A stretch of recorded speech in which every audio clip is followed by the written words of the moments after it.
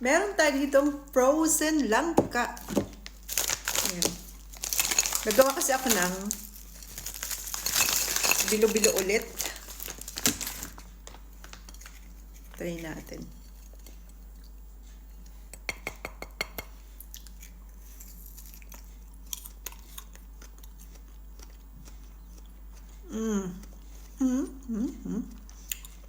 Sarap.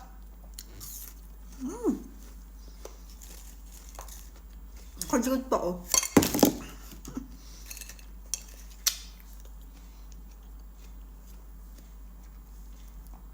Sarap nito sa bilo-bilo, sa ginataan na merong bilanghoy.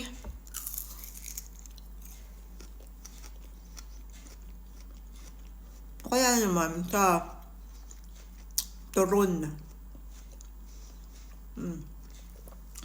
Isinasama siya sa saging.